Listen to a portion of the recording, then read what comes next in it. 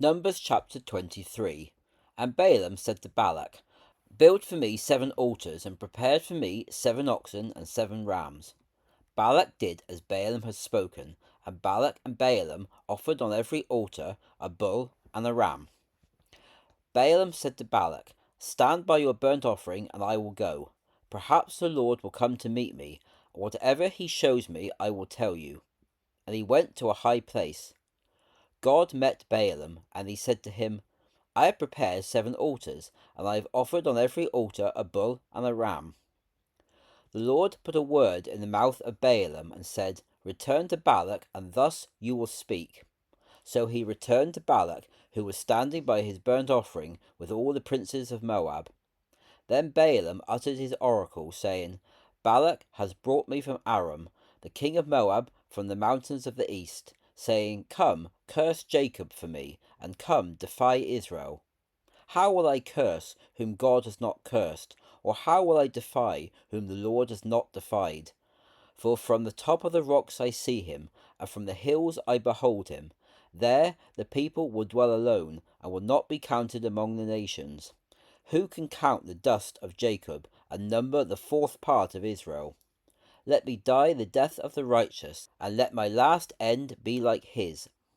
And Balak said to Balaam, What have you done to me? I have brought you to curse my enemies, but now you have certainly blessed them. He answered and said, Must I not take heed to speak what the Lord puts in my mouth? And Balak said to him, Please come with me to another place, from where you may see them. You will see part of them, but you will not see them all. Curse them for me from there. He brought him into the field of Zophim, to the top of Pisgah, and built 7 altars, and offered a bull and a ram on each altar.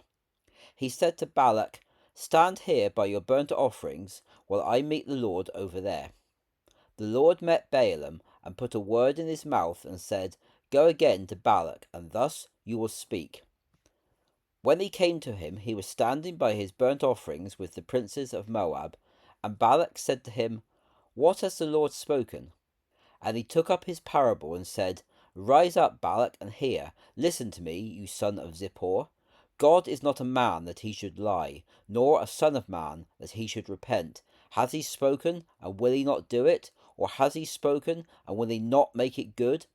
See, I have received a commandment to bless, and he is blessed, and I cannot reverse it. He has not beheld iniquity in Jacob, nor has he seen perverseness in Israel. The Lord his God is with him, and the shout of a king is among them. God, who brings them out of Egypt, has strength like a wild ox. Surely there is no enchantment against Jacob, nor is there any divination against Israel. For this time it will be said of Jacob and Israel, See what God has done. A people rises up as a great lion, and lifts itself up like a lion. It shall not lie down until it eats the prey, and drinks the blood of the slain. Balak said to Balaam, Do not curse them at all, nor bless them at all. But Balaam answered and said to Balak, Did I not tell you, saying, All that the Lord speaks I must do? And Balak said to Balaam, Please come, I will bring you to another place. Perhaps it will please God that you may curse them for me from there. Balak brought Balaam to the top of Peor, which looks towards Jeshimon.